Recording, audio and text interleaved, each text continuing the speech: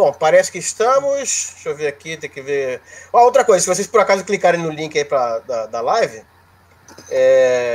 tira o som, tá? Senão dá um eco do cacete essa porra.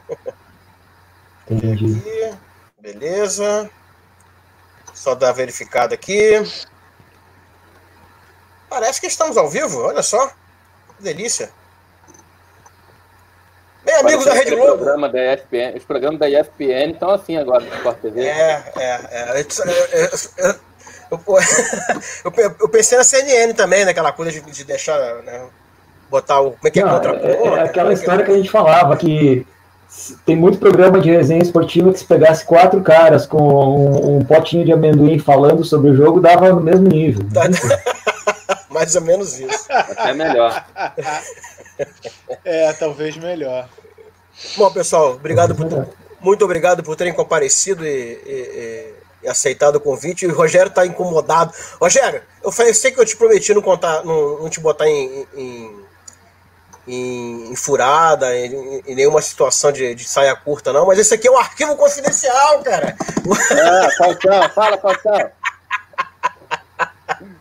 Caraca, o Rogério ficou cheio de medo. Pô, cara, tu vai me perguntar coisa que eu não sei responder. Eu falei, pô, mas a ideia é essa, cara. Pô. Vai lá. É isso aí. Os alunos podem fazer pergunta, quem está assistindo ao vivo? Cara, o meu sogro acabou de entrar aqui e dar uma boa tarde pra gente aí, ó. Não sei se vocês estão vendo do lado. Olha aí. Eu não tô vendo aqui, não. Você tá vendo o chatzinho do lado aí, não tá vendo, não? Live Comments? Uma mensagem me adiciona aí na live, Júlio. Não, tem aqui no Live Comments. O Live Comments. Eu que botei para me adicionar na live. Beleza, eu tava escutando a conversa de vocês e não tava nada. Boa tarde, Luiz. Isso aí. Rogério, meu camarada, vamos começar por você. Conta um pouquinho sua história aí. Você saiu lá de onde mesmo? Saiu no Pará, não foi? Lá com o Reginaldo, não foi? Ou não? Piada interna. Conta pra gente com a sua história aí. Começou aonde? Bom, eu nasci numa cidadezinha muito, muito pequena do interior do Rio Grande do Sul. Aí, bom, estudei acho que é o perfil da maior parte dos alunos de ciências exatas no Brasil. Estudei a vida inteira em escola pública. Aí fiz graduação em licenciatura em física, não tenho bacharelado, as pessoas me xingam até hoje por isso, mas na Universidade Federal de Pelotas, na época, só tinha licenciatura. Eu fiz licenciatura em 4 anos e aí, por uma dessas coisas do destino, fui para fazer mestrado e doutorado na Unicamp, onde conheci o Júlio, o Rogério, moramos junto em República, começou essa longa e duradoura amizade que vem até hoje. E aí depois fiz pós-doc, de volta em Pelotas, e de novo, por ironia do destino, fui passar no concurso justamente na Universidade Federal Fluminense, trabalhar junto no mesmo departamento que o Rogério, lá em Volta Redonda, na Escola de Engenharia Metalúrgica da UF. Não contente de ter que aturar os cariocas na República, ainda foi passar na UF e trabalhar no Rio. Não, mas agora eu já aprendi a zoar eu de volta, então tá tudo bem, entendeu? Ah, essa é a parte boa, Mas, bom, daqui a pouco vem para sua área. O Rogério, sua vez. Bem, você escolheu. É muito parecida com o do Diego, tirando que eu não nasci no Rio Grande do Sul. Mas você escolheu. O Fluminense e Carioca. É isso que eu ia perguntar. Você escolheu primeiro Fluminense ou Física? Eu sou mais Fluminense que Carioca. Mas estudei também sempre em escola pública. Estudei numa escola municipal perto de casa. Depois eu tive a sorte grande de estudar num colégio muito bom, Colégio Federal, Colégio de Segundo.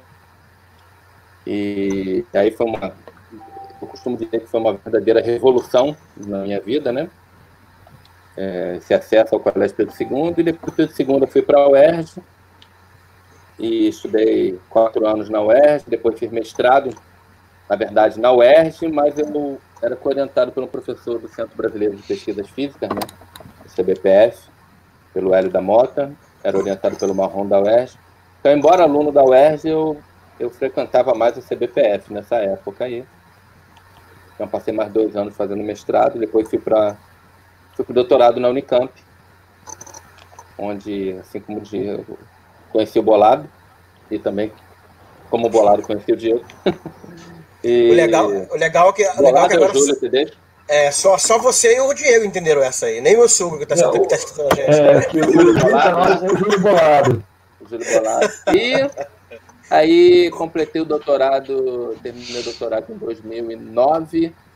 Fiz um pós-doc rápido na UFRJ. Depois fiz outro pós-doc rápido também na... O bolado é por quê? Porque o Júlio tá sempre bolado, é isso?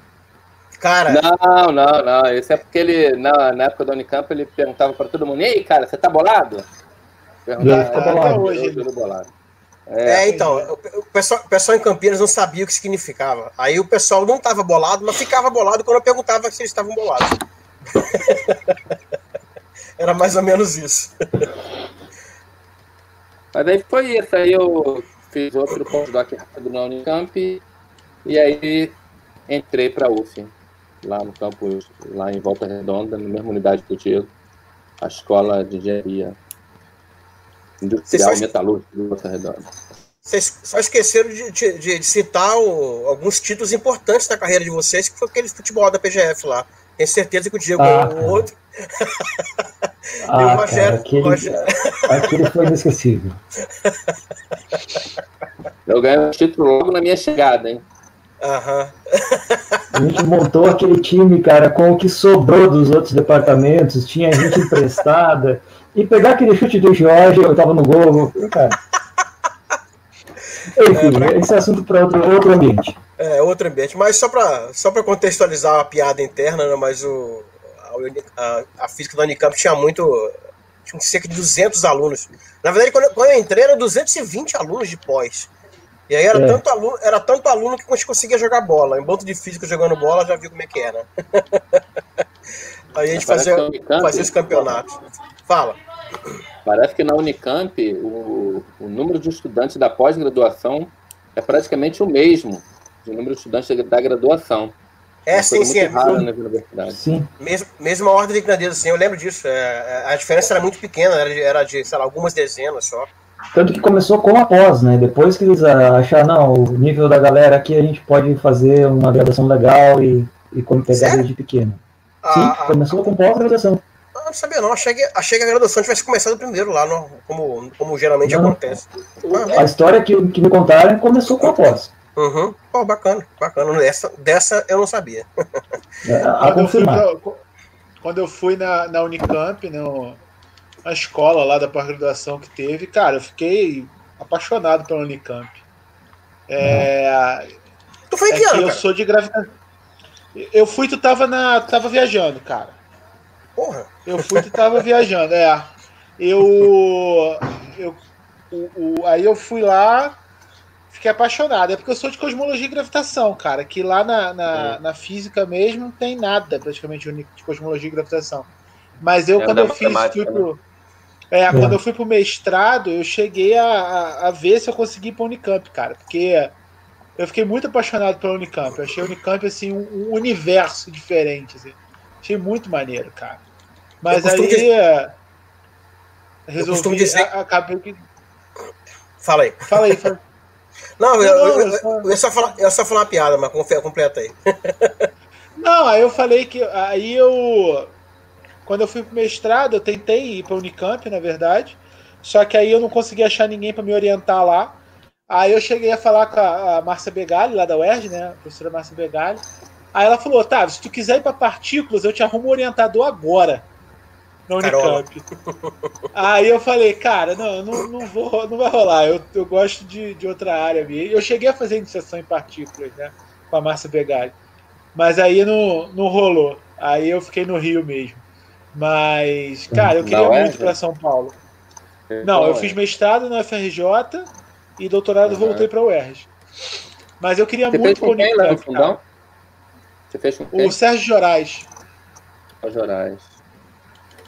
Você conheceu o Bruno Lago? Cara, conheci alguns Brunos. Mas o Bruno Lago foi aluno do Maurício Calvão. Não sei se eu conheci, cara. Eu conheci muita gente lá, porque O grupo de cosmologia e gravitação lá é muito forte, né? Mas... Bruno...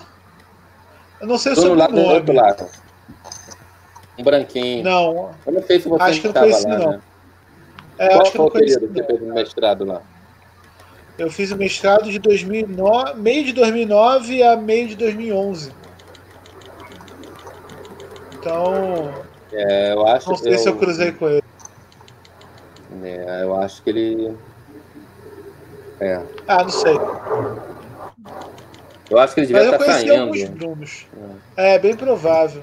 Tá, mas o Bruno é um cara muito bacana, ele fez doutorado lá no Fundão, ele fez mestrado em raios cósmicos, fez doutorado lá em cosmologia, e ele é de Friburgo, por isso que seria muito legal vocês conhecerem ele para colaborar com ele. Conheço, ele é um cara não. nota Eu 10. acho que eu não conheço, não. Ele é do Cefet. Eu conheço e posso atestar o que o Rogério está falando. A gente pode marcar para ir no Cefet lá tomar uma cerveja com o pessoal lá e conhecer o Bruno. Não, tem algumas pessoas. Tem algumas pessoas. Mas ele é muito bacana. E muito bom. Para vocês colaborarem aí. Tem uma galera no Cefet lá que é conhecida da gente lá. Tem só que se aproximar mesmo. Mas voltando ao assunto, Rogério e Diego, como é que vocês. Como e por que escolheram as áreas de vocês? E aí explica o que é a área de cada um, porque. O Rogério falou que ele não trabalha com partícula. Eu falei, pô, cara, é menor que poeira? É partícula. Aí ele falou que não tem nada a ver, que não sei o que, me deu um esporro e tal. Aí, deixa a cargo de vocês explicar o que cada um faz. Né? Eu não trabalho com partícula, não. Não, a partícula que eu trabalho roda, tem spin. Tá. É menor que poeira, posso ligar, né? Não, sim, é menor que poeira. Não, mas tá tudo junto, tudo coladinho. Menor que poeira, né, Diego? Essa é a menor que poeira partícula. Então o Bolaro trabalha. Não pode começar. Trabalho não. Conta aí. Então, eu fui fazer graduação. O meu objetivo quando eu fui fazer física, eu ainda não sabia das sub-áreas da pós-graduação. Eu queria fazer física e ser professor, né, quando eu entrei na faculdade. Aí eu fui parte de um projeto que tem espalhado pelo Brasil inteiro, hoje chama Programa de Ensino Tutorial. Na época chamava Programa Especial de Treinamento, PET. E ele faz, é um IC que não faz só ciência, faz extensão e enfoque na graduação também.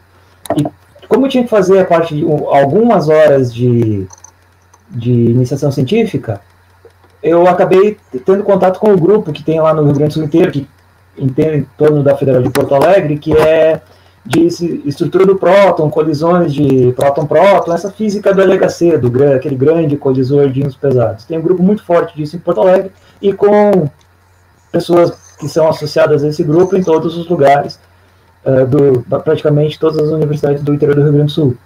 E a escadinha, o processo natural seria fazer graduação em Pelotas, mestrado, doutorado em Porto Alegre, ou algo assim, mas passar por Porto Alegre. Eu preferi não, porque todo mundo fazia isso. Aí eu pensei, tá todo mundo mais ou menos na mesma coisa, todo mundo vai para o mesmo grupo, aprender com as mesmas pessoas. Inclusive o Magnus, não sei se vocês conhecem o Magnus Machado, foi quem me aconselhou. Não. Sempre que eu posso, eu agradeço a ele por isso, já que eu tinha passado na Unicamp, ir para a Unicamp para fazer outra coisa, não faz o que todo mundo que sai de Pelotas e na área de altas energias vai fazer em Porto Alegre. Claro, não é a mesma coisa, mas é dentro da mesma grande área. E eu fui para Campinas trabalhar com o neutrino, que era uma coisa que estava quente na época, e hoje está ainda mais quente, né, o campo ainda mais ativo, e eu acabei, sempre, quanto mais eu estudava, mais eu gostava, então eu fui ficando. Uhum. Continuo motivado. Escolheu mais ou menos por acaso, que é o que tinha, e gostou. Mais ou menos isso. Gostei. Tinha outras coisas, mas de alta energia, o que tinha era isso, eu fui seguindo e fui gostando. Uhum. Aí só para deixar claro, a Alta Energia trabalha com aqueles laboratórios lá, que é o Fermilab, o CERN. Isso, é uma coisa. Isso. Beleza. Não. Se você vai contar a energia por partícula, é muito pouco. A energia do raio cósmico mais alto que o Rogério estuda é um saque de um tenista. A gente brincava que era um saque do Guga. Então, mas pensa o mol disso, quanta energia não dá. Entendeu? A energia por uma partícula é baixa, mas dá quase 1 joule por partícula. Só que aí você imagina o mol dessas partículas e você vê que é muita energia. Felizmente não chega o mol delas aqui. Mas a tua parte foi teórica, né? Pelo menos até agora. Sim. A maior parte são... Não ligada a laboratórios, aceleradores. Não ligado ao laboratório. É um teórico bem informado, que a gente gosta de falar, né? Fenomenologia. A gente, no final, vai descrever o experimento, os dados de um experimento, mas que alguém mediu. Eu não vou lá fazer a medida. Porque na verdade a tua área ela acaba tendo uma característica diferente, por exemplo, de matéria condensada, que quando a gente fala de experimental, para vocês, você tem uma galera também que é bem focada na parte mais de análise de dados do que da teoria em si, né? Então, ou seja, ainda tem uma subdivisão ainda dentro da área do pessoal de experimental ainda, né? O experimental que aperta parafuso e o experimental que aperta enter. Né? Que faz análise de dados em si. Mas o dia o experimental de... Nenhum dos dois. Tem grandes colaborações. Eu fiz sempre fora da colaboração. Então isso sempre foi um mérito e uma dificuldade, porque se você está de fora, você não sabe todas a resolução da régua que o cara usou para medir. Você sabe o tamanho do sapato é 38, mas qual a barra de erro? Você sabe. Mas qual a resolução do equipamento? Você não sabe.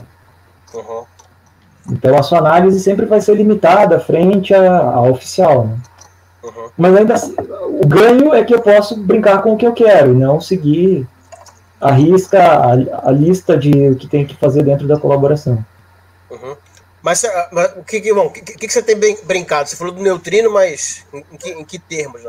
Explica para gente o que é neutrino aí. A minha área, no fim das contas, tem correlação muito grande com a área do Rogério, porque assim, eu não trabalho muito com... Agora, começando, mas o doutorado não foi em nada feito em laboratório. A gente usa observatório. Qual a diferença? O observatório observa a natureza e deixa ela agir normalmente. Então, a gente sabe, já introduzindo a área do Rogério, que tem um fluxo de partículas carregadas, núcleo de ferro, um próton, ou qualquer algo no meio, que chega vindo do espaço exterior e bate na atmosfera da Terra, encontra um átomo de nitrogênio e oxigênio e cria uma cascata, um monte de partículas produzidas nessa colisão.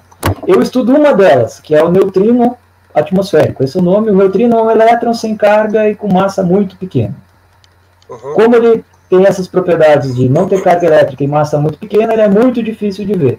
Então a gente sabe pouco ainda do neutrino comparado com todo o resto. Por isso tem campo para trabalhar. Então esses neutrinos que são produzidos na Terra inteira, eles ao redor da Terra inteira, eles também interagem muito pouco, porque não tem interação eletromagnética, não tem interação nuclear forte, a gravitacional, a massa é centavos, então também não... Eles só interagem via força fraca, e como o nome diz, é a interação mais fraca de todas. Então eles podem atravessar a Terra inteira e chegar lá naqueles grandes detetores que tem em minas subterrâneas no Japão, o Super Kanokan, o nome do detetor, e a gente colocava efeitos de mecânica quântica na evolução temporal do neutrino, ou seja, como que é a evolução de uma partícula tão pequena dentro já que ela anda um caminho tão grande, 12 mil quilômetros para atravessar a Terra inteira. Então, todos que, para a maior parte das pessoas, físico atomista está limitado a 10 na menos 15, 10 na menos 10 do metro, na física de neutrinos a gente tem efeitos de mecânica quântica que são de 12 mil quilômetros, a oscilação. Então, essa é a parte bonita da física de neutrinos. Os japoneses que mediram lá ganharam o Nobel em 2015 com a medida da oscilação. Então, sabe, é um efeito de mecânica quântica, por isso tem massa, e por aí vai. Muito não bonito. Sei se eu respondi ou fugi. Você respondeu sim, mas daqui a pouco a gente pega a pergunta mais um pouco. Rogério, sua vez. Tá bom. Rapaz, eu fui levado à física essencialmente por um excelente professor que tive no Colégio Pedro II. Né, ele se chama, né? Acredito que ainda esteja vivo, Walter. Eu gostava muito das aulas dele, tinha muita facilidade. É o Walter Paraense, não, né? Não, outro não. Esse também é um grande professor, mas não é tão velho, né? Não é tão velho quanto o Walter. Deve estar pau a pau ali, na verdade. Mas então, fui levado assim. Pra você ter ideia, eu tinha dúvida se eu queria fazer jornalismo ou física. terminei sendo levado para física, né? Jornalismo ou física? Não tem nada a ver uma coisa com a outra. Você vê como são as coisas, né? Precisamos de boa divulgação de ciência, jornalista. Quando eu entrei, né, eu não pensava muito em como era fazer pesquisa, como era o cotidiano de um professor universitário. Na verdade, eu acho que nem pensava em ser um professor universitário quando eu entrei, só pensava em dar aula, nem lembro direito, nem sabia direito, nem sei se naquela época eu sabia o que eu estava pensando. Né? Eu te entendo, cara, porque eu fiquei na dúvida entre fazer física e história, então eu te entendo perfeitamente, cara. A gente decide essas coisas muito jovem, né? Sim, verdade. E aí fui levado para física. Talvez alguns alunos seus estejam assistindo esse vídeo e tenham a mesma dificuldade que eu tinha. Por enquanto só meu sogro, meus alunos vão vir depois. O seu sogro eu não sei se tem essa dificuldade, não. Mas para os professores, talvez eu fosse um bom aluno. Eu tirava notas boas, era um aluno nota 8, mas muitas vezes eu fazia as provas e tudo, eu resolvia as equações sem saber o que estava fazendo. Eu sabia fazer, já tinha feito inúmeros exercícios, mas a conexão com a natureza muitas vezes não me era clara. E aí eu fiz o mestrado, comecei a gostar mais um pouco do que estava fazendo, fui levado, né, pela maré, a onda veio e me levou para o mestrado em física de partículas, né, onde eu tinha feito iniciação científica, e comecei a gostar de análise de dados, uma coisa que eu gosto até hoje. Comecei a gostar de análise de dados, mas vamos dizer que eu não era um apaixonado pela física de partículas, nem pela física. Terminou que eu fui levado para a Unicamp, de maneira parecida como o Otávio comentou, só que no caso da Márcia Begala era o Marrom, que conhecia alguns professores da Unicamp e me recomendou ir para a Unicamp. Eu sabia que eu ia mudar de área para raios cósmicos, mas aceitei o desafio. E no doutorado, né, morar fora de casa, ser um pouco mais velho. Vocês são prova que a gente vivia a Unicamp, né? Eu tinha 7 horas da manhã, 8 horas da manhã para a Unicamp, voltava às 11 da noite. Final de semana, quando eu estava em Campinas, que era mais difícil, também era a mesma coisa. E aí eu, de fato, me apaixonei. Então você vê que quando eu me apaixonei pela física e pelo aquilo que eu estudava, eu já estava ali há mais de 6 anos estudando aquilo, né? 6, 7 anos. Hoje eu sou apaixonado. Né? Acho que eu não... Talvez sendo jogador de futebol, eu trocasse, né? Talvez. Mas eu gosto muito da minha carreira, gosto muito do meu cotidiano, gosto muito de trabalhar Trabalhar para mim é um prazer, pegar alguma coisa para estudar. Mas é engraçado como as coisas foram se encaminhando. Aí fui trabalhar com raios cósmicos, né? De energia ultra alta. Mas é mesmo esquema, chuveirinho, né? Não. Não? Explica pra gente aí. Então tem... Sim, como é que eu poderia explicar isso? Não, vai lá. O estudo de física de partículas no Brasil e também no mundo, ele se iniciou com a detecção de raios cósmicos, né? Porque partículas muito energéticas vêm do espaço e entram na nossa atmosfera e, no passado, as pessoas utilizavam lá detetores para coletar essas partículas. E era assim que se estudava física de partículas, né? Foi assim que descobriu o meson pi, por exemplo, e várias outras partículas da natureza. Mas, para quem não sabe, foi o César Lattes que ajudou da detecção do meson pi. Uhum. Quase ganhou o Nobel. O pelo menos estava na linha lá, pelo menos, para ganhar. E aí, com o passar do tempo, o que aconteceu? É que foram construindo os aceleradores de partículas e você tinha um controle maior para a detecção de partículas mais energéticas com os aceleradores. Então, o que passou a acontecer ali é que o estudo de física de partículas, ao invés de ser feito com os raios cósmicos, começou a ser feito com as partículas produzidas nos aceleradores. Embora as partículas produzidas por raios cósmicos pudessem ter energia mais alta, mas pela estatística seria muito difícil detectá-las. Só que de um tempo para cá, né, a gente consegue detectar partículas ultraenergéticas, com energias mais altas que do LHC. Então, também é possível estudar física de partículas novamente com raios cósmicos. Só que esse não é o foco essencialmente do meu trabalho. Tem muita gente que, inclusive, está no mesmo experimento que eu, que está interessado no que acontece do ponto de vista de física de partículas, do ponto de vista de seção de choque, o que acontece exatamente na interação, como o Diego falou, entre um próton, um núcleo qualquer, com uma molécula da atmosfera. Esse é um possível uso, digamos assim, um possível campo de estudo dos raios cósmicos. Outro, que é o que eu gosto mais, é a parte astrofísica. Né? Então, imagina, né, numa analogia meio complicada, que você esteja numa sala de aula, ali, meio de olho fechado, sem saber, e alguém te tacou, digamos, uma bolinha, alguém te tacou alguma coisa. As brincadeiras que acontecem em turmas de criança. Nas minhas turmas não tem isso, não. Não, de criança. Eu imagino que na minha também não tem, não. Mas aí o que acontece? O que você sabe ali? Que alguma coisa te atingiu. Né? É igual a gente que está na Terra. Alguma coisa atingiu a gente. Aí a gente pensa, o que é essa coisa? Foi uma bolinha de papel? Foi um apagador? Foi uma bala? Foi qualquer coisa? Foi uma laranja que alguém me jogou? O que é essa coisa? Ou seja, o raio cósmico que veio é um próton? Ou seja, um núcleo de hidrogênio? É um núcleo de ferro? É um neutrino? Entendeu? Você quer saber o que é. A segunda pergunta que você poderia fazer é: de onde que ele veio?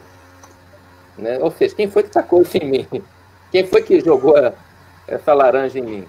Então a gente quer saber. No caso de raios cósmicos, é o quê? Foi uma galáxia de núcleo ativo? Ou foi, não sei, uma estrela de nêutron? A gente está interessado em... Eu estou interessado em saber isso, né? E como foi que sei lá, que o cara conseguiu imprimir uma velocidade tão grande, ou a energia tão grande daquela laranja? A gente quer saber também como é que, por exemplo, uma galáxia produziu um raio cósmico com energia tão alta. Né? É uma das nossas perguntas. Então são essas perguntas que eu fico trabalhando aqui para tentar descobrir mais do que a física de partículas. Entendeu a diferença?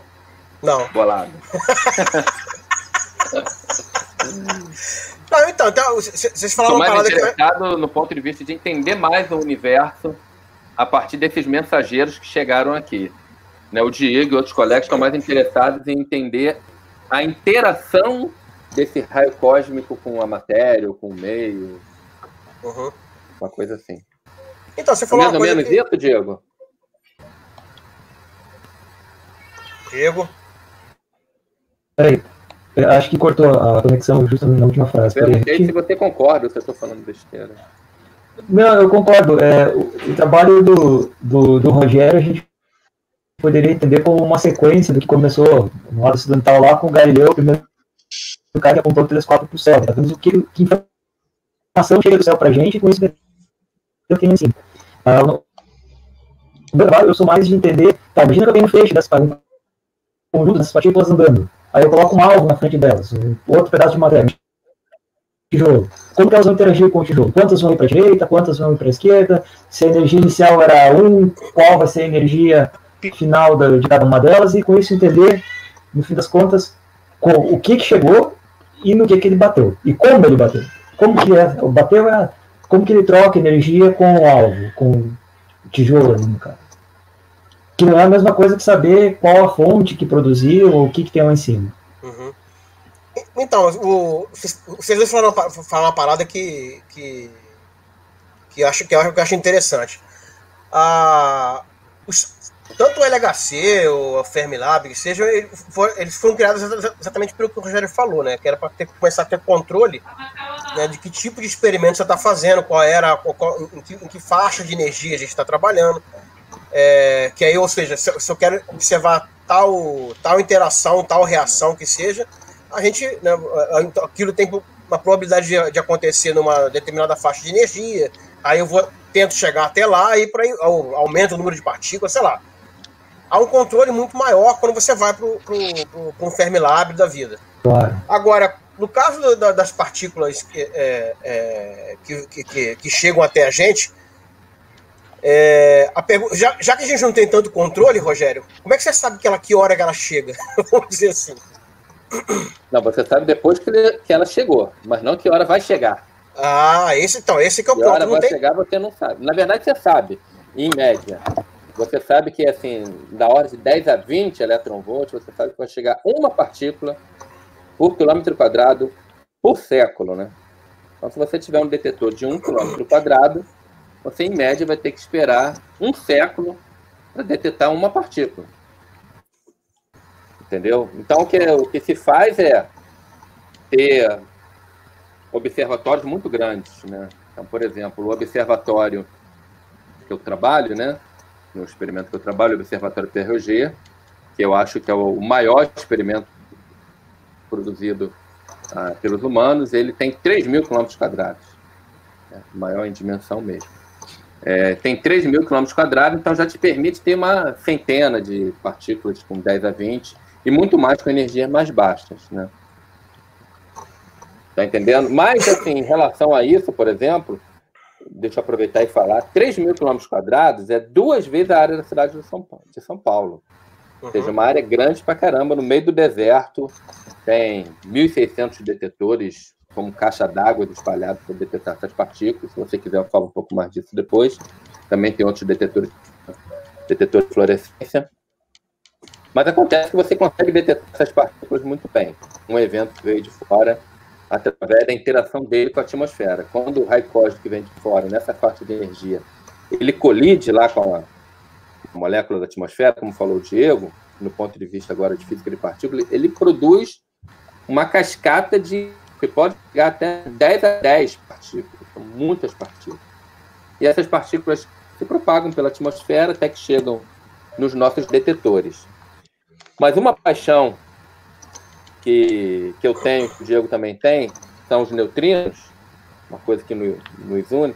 Os neutrinos, eles têm um fluxo menor do que o dos raios cósmicos, só que eles têm uma vantagem, cara, muito grande, porque os raios cósmicos que a gente estuda, em geral, são partículas carregadas que no seu caminho, desde lá na fonte até a Terra, elas passam por campos magnéticos da galáxia, mesmo fora da galáxia, e desviam sua trajetória.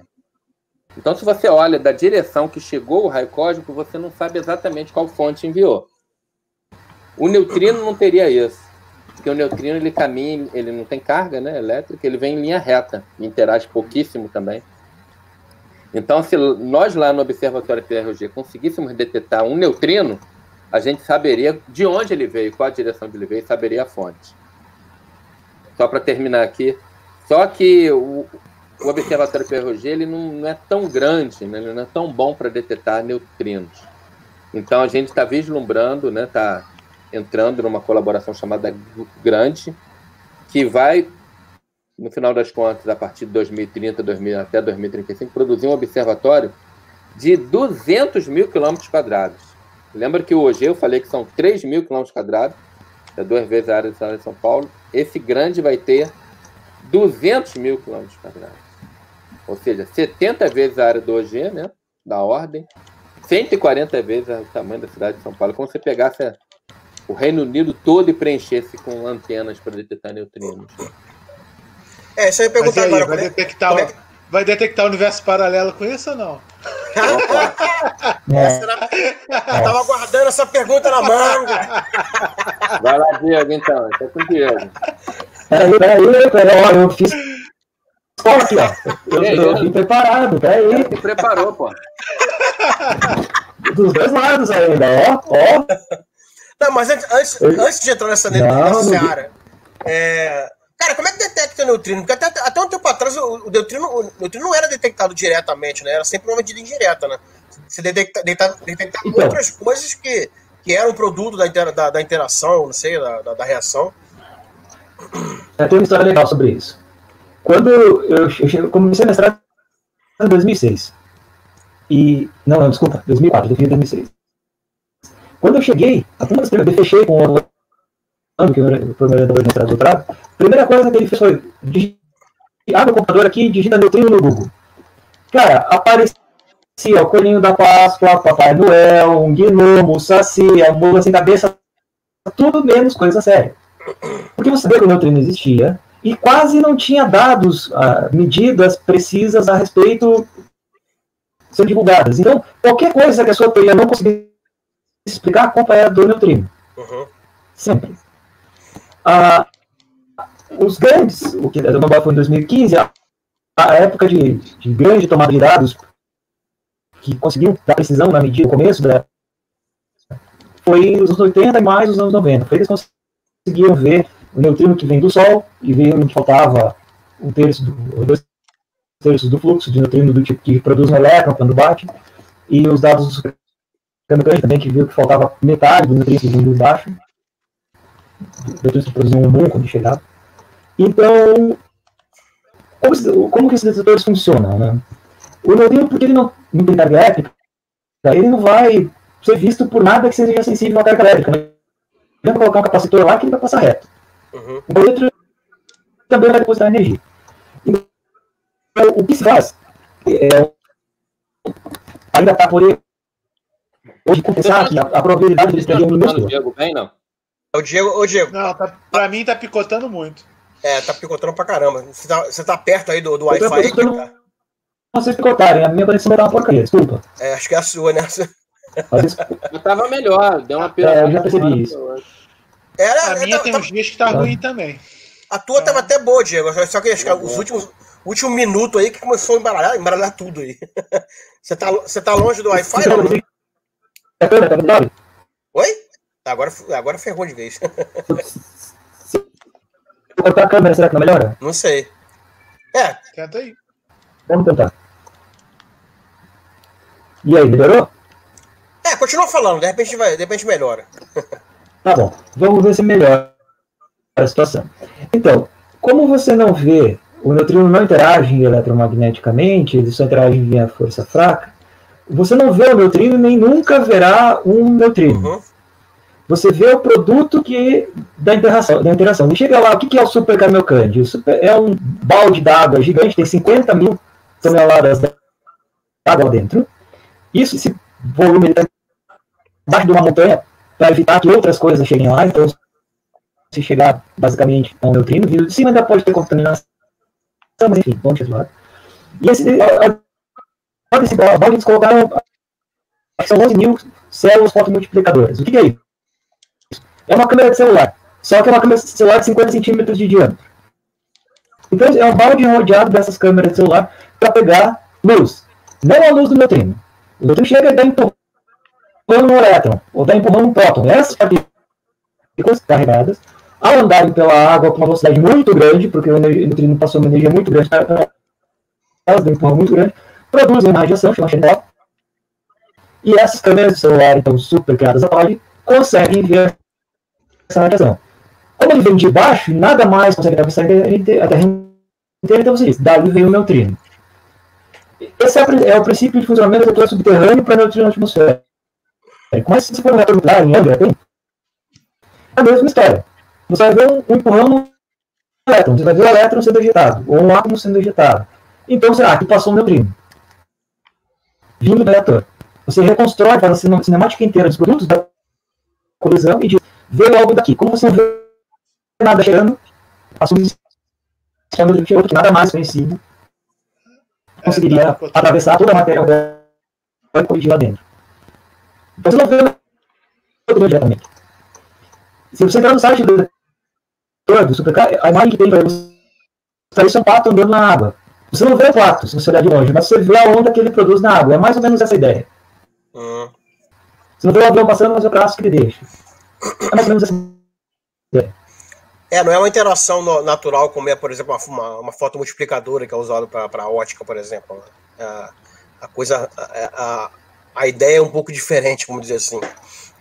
É mesmo. Não, mas não é.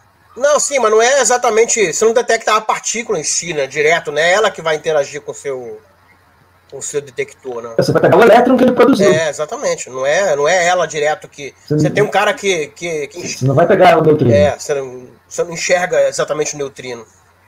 A fotomultiplicadora você vai pegar o elétron que ele produziu. Exatamente. A fotomultiplicadora vai pegar o elétron. Vai pegar os fótons. Mas nunca o neutrino. Isso, exatamente. Desculpa. Então, por isso que é igual que o Bolado falou. Falei no sentido que é igual a isso. Porque ele vai emitir, o elétron vai emitir uma radiação Cherenkov, que acontece que é uma radiação quando a partícula carregada entra no meio com velocidade superior à velocidade da luz. Naquele meio, ela emite fótons, e aí os fótons são detectados na fotomultiplicadora de maneira igual que você falou, Bolado. Entendeu? Exatamente igual. Conexão ou deixa desligado? Piorou, eu achava melhor você reiniciar alguma coisa aí. Isso aí entra de novo. Não sei se é captação do microfone também, não sei. Pode tentar sem o fone. Continua ruim aqui. Quando você sem o fone, talvez. Quando ele desligou. Não, certamente é conexão, né? Quando você desligou a câmera da outra vez, o som ficou legal aqui. Aí com o tempo foi piorando um pouquinho, conforme você foi explicando. Mostra aí o vídeo aí, que eu não vejo o vídeo travar. Vocês veem o vídeo do dia? Não, travar não. Realmente só a voz. Eu botei o vídeo para ver se melhora. A conexão ficou ruim, eu não sei porquê. O problema é a conexão, com certeza. De repente, Diego, se você quiser reiniciar o teu modem aí, a gente vai conversando aqui, depois você entra, sem problema. Tá. Na rede 3G, talvez. Resolver isso. E eu já entro em contato com vocês de novo. Beleza, só um segundo, então. A gente vai estar aqui batendo papo. Pode tentar no celular também. Também. Também com o 4G costuma funcionar bem. Tá, deixa eu ver se eu consigo resolver essa parada. Beleza. Vamos fazer o seguinte, mas aí a gente vai ver outro ruído que não é o mesmo. Vocês já vão entender por que eu estava aqui. Vou para um outro ambiente da casa. Tá melhorando. Mas é possível que a gente... Já melhorou. Porque aqui, aonde eu tô, agora a internet pega bem melhor. Mas aí é um local com mais ilusão ruidosa, assim. Tá tudo bem aí? Será que ele caiu? Porque tá fazendo tanto barulho que eu achei que ele tava caindo da escada, não sei. Caiu literalmente, né? Não sei, né? Mas, continuando. E o universo paralelo, João? Sério. Rapaz, eu não sei a história daquilo, não. O Diego sabe um pouco mais da teoria sobre isso daí. Eu não estudei muito, não, mas eu só sei que... Enquanto você tá falando, eu não lembro direito quando eu vi. Eu vou pegar na mensagem que você mandou o link e a explicação lá do carinha lá do CBPF, não é que você me mandou? Ou não? Mandei, foi. Essa live surgiu da ideia de um aluno nosso que me mandou mensagem, falou, pô, cara, tô gostando das lives, do podcast e tal, pô, vocês não estão a fim de fazer um programa explicando o lance lá daquele experimento da NASA, que falaram que universo paralelo e tal. Eu falei, cara, primeiro que não é bem assim.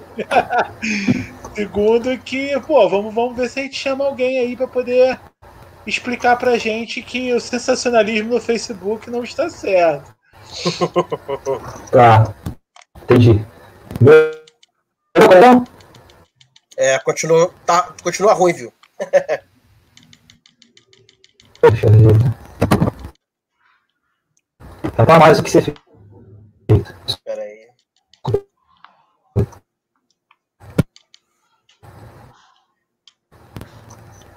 Deixa eu botar aqui. Beleza. Cadê?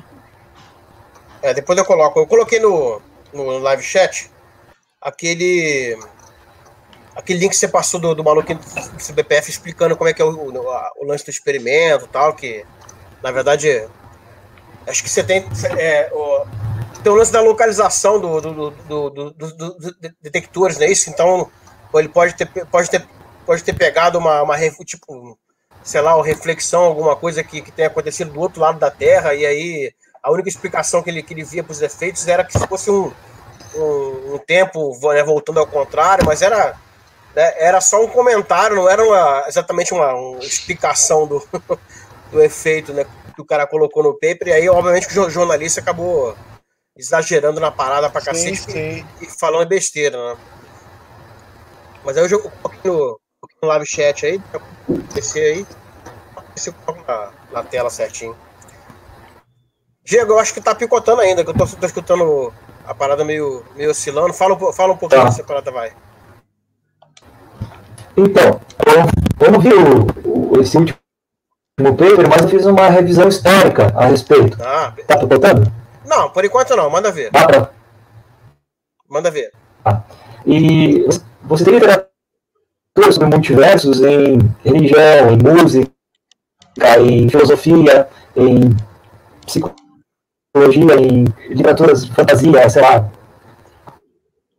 das estrelas da vida, mas você também tem coisas científicas ou pseudocientíficas a respeito do tema.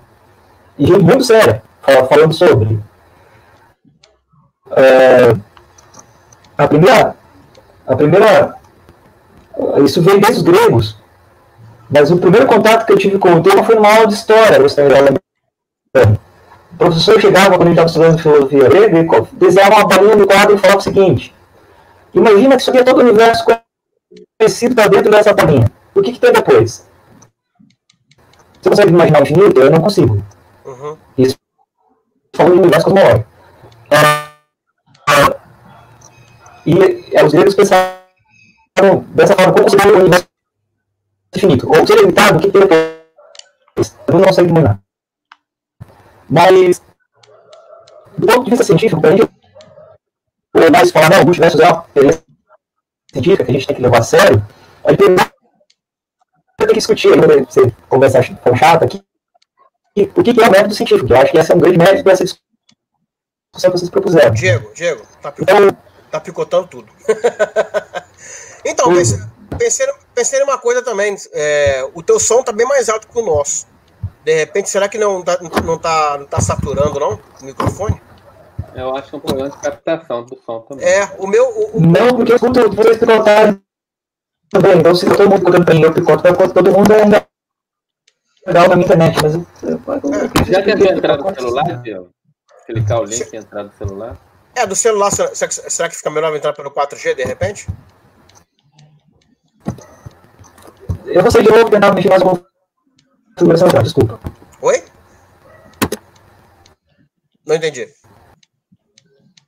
Ele vai tentar entrar. Eu acho que ele disse que ia sair de novo e ia tentar entrar. Beleza. Mas, na verdade, esse resultado aí vem de um experimento chamado Anita, né? Anita, eu nem sei o que quer dizer Anita. Acho que é Impulsive Transient Antenna. Eu não sei muito bem explicar. Se eu não me engano, esse experimento fica num balão. Fica lá na Antártica, né? E ele fica lá num voo de balão. Fica num balão, é isso? Fica no balão, exatamente. Ele fica em voo de balão sobre a Antártida, né? Então, o que acontece eu não sei, estou falando totalmente... Posso estar falando besteira absoluta, que eu não sei exatamente, nem estudei para isso. Provavelmente vai lá. Isso aqui também fala besteira também, cara. Então, não, porque alguém para ninguém confiar exatamente no que eu estou falando, não. A melhor pessoa pegar depois e ver. O que eu acho é que esse experimento ele é feito principalmente para detectar neutrinos que vêm do espaço, né? Neutrinos que a gente chama até de cosmogênicos e tudo. Neutrinos que vêm de fora. Né? Esse neutrino poderia ser produzido, por exemplo, na interação do raio cósmico que eu estudo com a radiação cósmica de fundo produzindo esses neutrinos. Esse neutrino a gente chama de cosmogênico. Entendeu? Então, o universo está cheio de fótons da radiação cósmica de fundo. Então, tem lá uma fonte que produziu um raio cósmico, digamos, um próton de energia muito alta, 10 a 20 eletronvolts. Esse próton, quando vem no caminho, ele interage com o fóton da radiação cósmica de fundo e produz neutrino. Fotoprodução de neutrino. Esse neutrino viaja até a Terra e, se eu não me engano, esse pessoal está principalmente interessado em detectar esses neutrinos. Ou neutrinos que vêm diretamente da fonte. Então, se eu não me engano, como é que eles fazem isso? Eles estudam que o neutrino, quando, sei lá, interage lá no gelo mesmo, ele produz um chuveiro, como esse que eu estudo, mas é no gelo, não é no ar. O chuveiro que eu falei de partícula, cascata de partículas, é produzida na atmosfera. O Diego está aí para me corrigir. Eu acho que o chuveiro é produzido dentro do gelo, que é chamado efeito Ascaria, e esse efeito Ascaria emite radiação, assim como a radiação Cherenkov, de fluorescência, emite radiação, e pelo que eu entendo, essa radiação sobe e é detectada numa antena lá nesse balão. Grosso modo, o que eu acho é isso. Acontece o seguinte, que esses experimentos, os raios de energia, os neutrinos de mais alta energia, aí o Diego para responder, eles só podem vir de cima do balão, não de baixo. De baixo ele teria que atravessar toda a atmosfera. E eu acho que nessa faixa de energia, o Diego com certeza sabe isso, esse neutrino não poderia atravessar toda a atmosfera, tá entendendo? Ou seja, o neutrino que entrou... Perfeitamente, não atravessa. Não atravessa, né?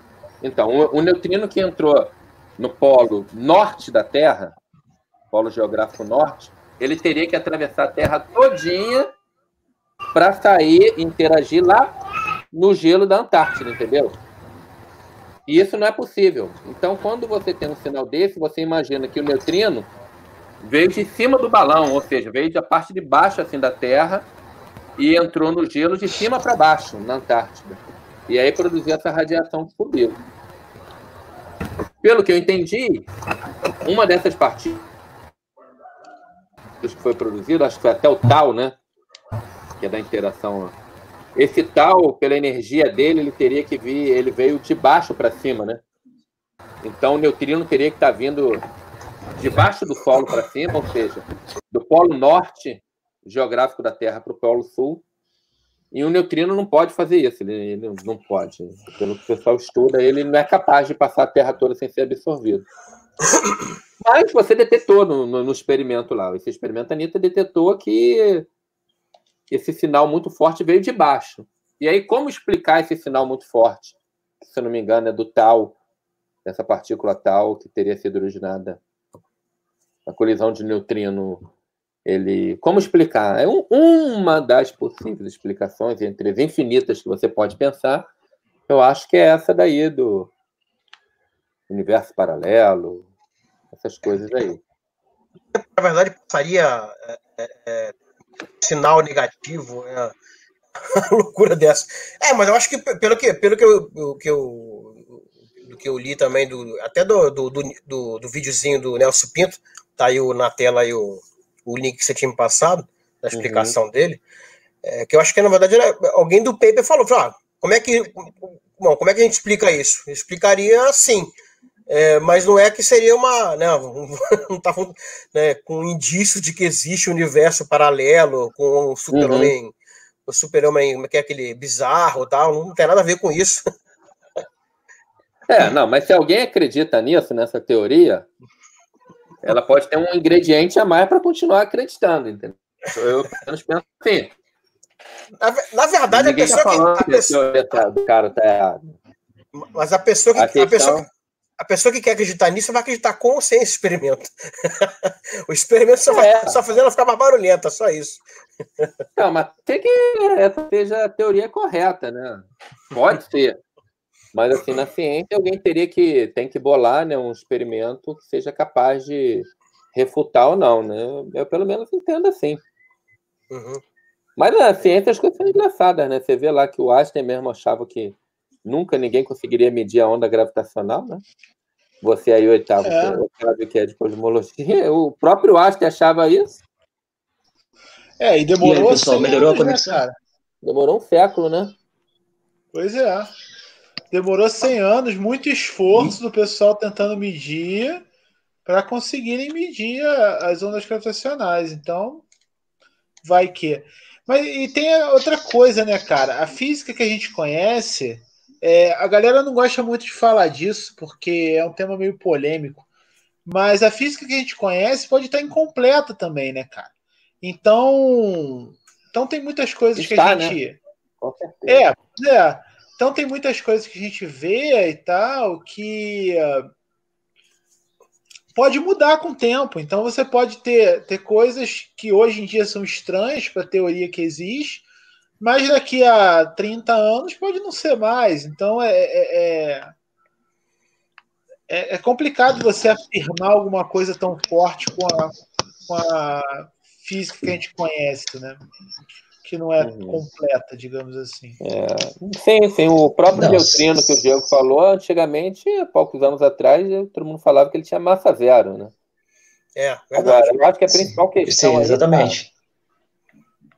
Para passar aí para o Diego, a principal questão é você falar que esse tipo de sinal poderia ser explicado por essa teoria. Não dizer não falar que esse experimento comprova essa teoria. Exatamente. Essa é a discussão principal. Fala, Diego. Certo. Agora sim, agora tá maneiro. Então, Agora tá maneiro mesmo. Explica tudo de novo, cara, aí, pelo Diego. celular funciona.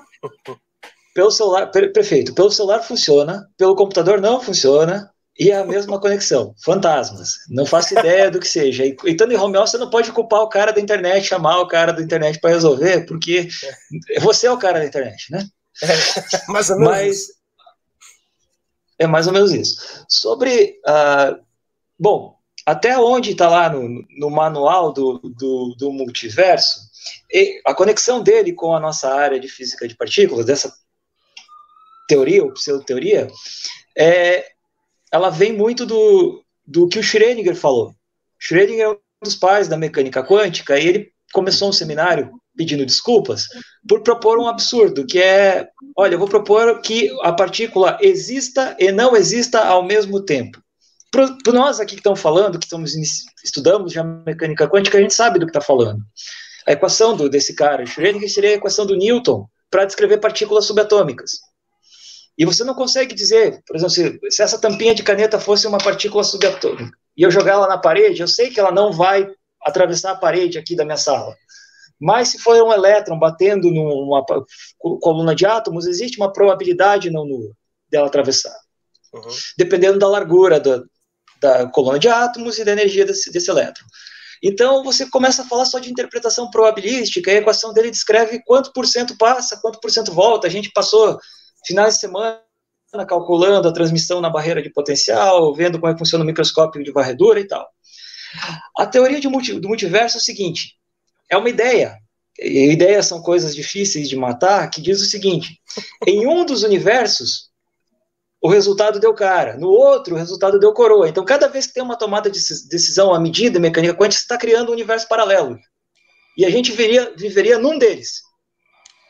Não sei se vocês já entraram nesse ponto enquanto eu estava resolvendo a internet aqui. Não. Mas a conexão... A teoria toda sua. A gente estava aguardando você viajar mesmo, vai lá. Eu só falei um pouco do experimento. Não. Se você quiser explicar mais do experimento, imagina até que você conhece melhor do que eu. Depois a gente fala então sobre o Ice Cube, só para chegar nisso.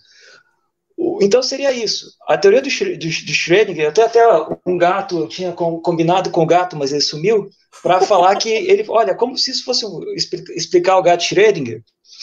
Isso é um absurdo tão grande, você dizer que uma partícula existe e não existe ao mesmo tempo, não é que ela tem uma probabilidade de ter existido, uma probabilidade de não existir, a gente só não sabe qual das duas até medir.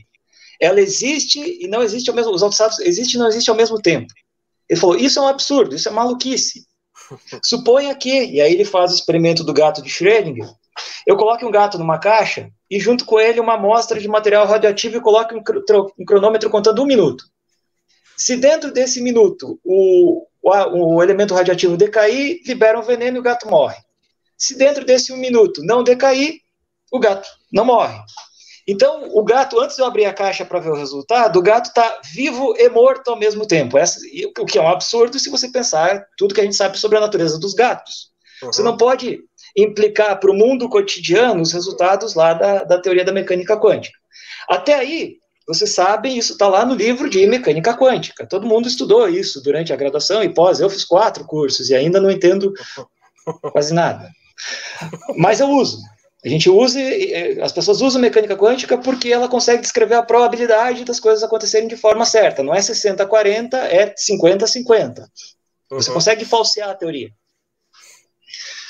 A ideia dos multiversos é, em um universo, o gato está vivo, e no outro, o gato está morto. E em cada processo de medida, você está criando...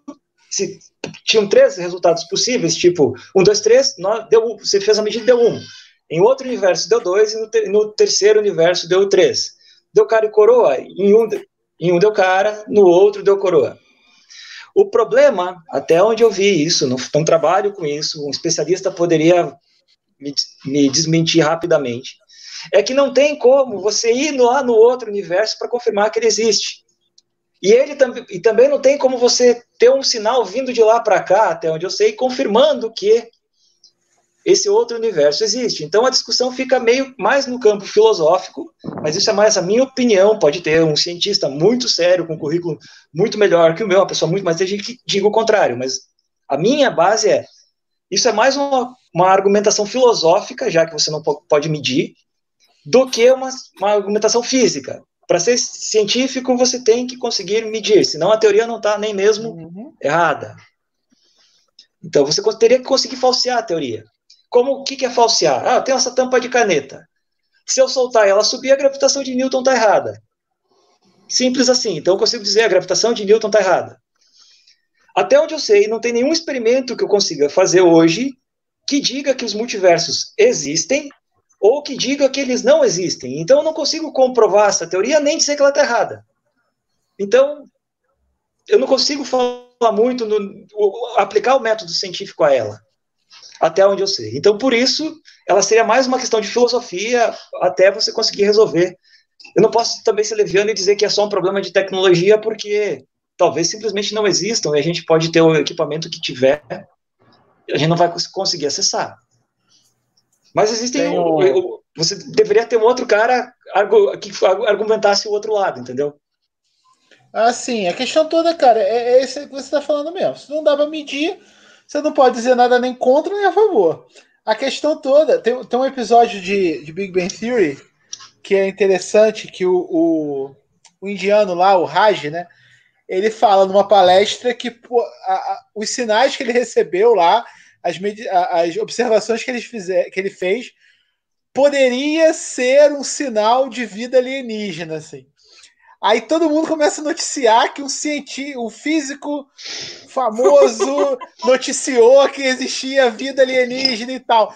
Aí ele vai e fala que não é bem assim e tal. Aí ele fala de outra parada, tipo, acho que, não sei se é universo paralelo ou coisa do tipo. Aí todo mundo, um físico famoso falou que existe universo paralelo e tal. É mais ou menos isso, assim. Você fala uma coisa assim, pode ser que exista. Aí já era, cara. Se tu falou pode ser que exista, o pessoal vai dizer que existe e vambora. É assim que funciona. Mais ou menos isso. Então, eu gostaria de comentar sobre que a gente não precisa fazer uma discussão tão sofisticada, usar mão de universos paralelos para discutir esse tipo de coisa. A gente pode fazer com coisa mais cotidiana. O que é uma teoria científica, né? Como que eu digo que essa teoria é científica e a outra é uma ideia, mas ela ainda não é uma teoria. É a pseudociência, por exemplo. Então, a gente tinha no curso... Todo mundo gosta de bater que licenciatura é subcurso, não sei o quê. A gente tinha um grupo de discussão de história e filosofia da ciência muito legal. A gente estudava filósofos como Popper, Kuhn, Lakatos, de novo, para você ser uma teoria, teria que ser possível falseá-la. Mostrar que existe uma coisa que, se acontecer, ela está errada. Ela prevê tal resultado não pode acontecer. Então, para o caso do multiverso, e é muito... O Rogério falou no processo de detecção que a radiação Cherenkov do neutrino, que para detectar o neutrino tem que andar com a velocidade mais rápida que a luz no meio. Eu estava evitando falar isso porque em 2016, 2017, 2015, algumas pessoas apressadas disseram que o feixe de neutrino saiu da LHC e chegou, acho que no Gran Sasso, com a velocidade maior que a da luz no vácuo. E isso foi noticiado como se fosse, Einstein está errado, existe uma partícula que anda mais rápido que a luz. Depois eles viram que era um erro no experimento. Eu vi. Então é muito fácil de você... Eu lembro disso, era um mau contato no cabo. Algum estagiário desligou a parada lá. Era o tempo que levava para o sinal ir do laboratório, que é subterrâneo, até a antena do GPS. Era um erro nisso, até onde eu sei. Mas então, é muito fácil você criar um resultado que seja uma notícia, que passa no Jornal Nacional, que as pessoas que chame a atenção, mas que no fundo... Será que o Einstein estava errado mesmo? A gente está até hoje vendo que não. Né? Então, o neutrino não viaja mais rápido que a luz. Ele viaja mais rápido que a luz no meio material. A gente sabe da ótica que tem o índice de refração. A velocidade da luz é menor no vidro, na água, no gelo, do que no ar e no vácuo. E o neutrino pode ser maior do que a luz na água. Ou o elétron que ele produz na água. E aí ela produz essa radiação Cherenkov, que é a medida. O Cherenkov não deixa isso te assustar se você for um estudante de ensino médio, é só o nome do cara que propôs a ideia, tá? Coloca do Zé, se você quiser, tá? Não deixa o nome em outra língua te assustar. Mas, então, assim, existem vários sinais... Prossiga. Você vai aproveitar que você falou que poderia ser uma falha do experimento, e, na verdade, pode ser mesmo, né? Porque tem um experimento maior e com uma capacidade muito maior de detecção, que fica, nesse caso, não fica no balão, fica abaixo, dentro do gelo.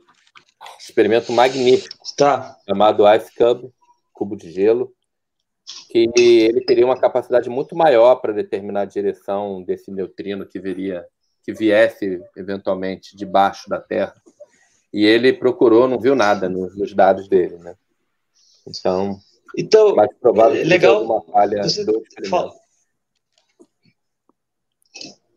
Você falar sobre isso, porque eu tenho trabalhos e hoje eu tenho resultados que eu ainda não submeti para publicar. Eu trabalho com a descrição dos neutrinos do IceCube. Então, falando o que é o IceCube. Bom, é um cubo de gelo, como o nome diz, só que ele tem 1 quilômetro de lado, todo instrumentado com câmeras de celular super vitaminadas, apontadas para baixo. Então, você tem um bloco de 1 quilômetro de lado, de volume ativo, ou mais até.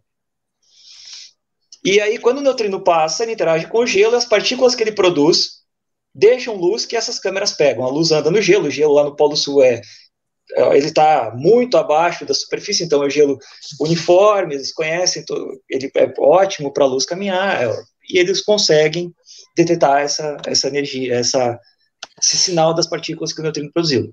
Ele consegue detectar o sinal de várias partículas que chegam lá, mas eles conseguem associar os neutrinos muito facilmente, porque não tem coisa tão energética vindo de baixo que não seja propriamente um neutrino.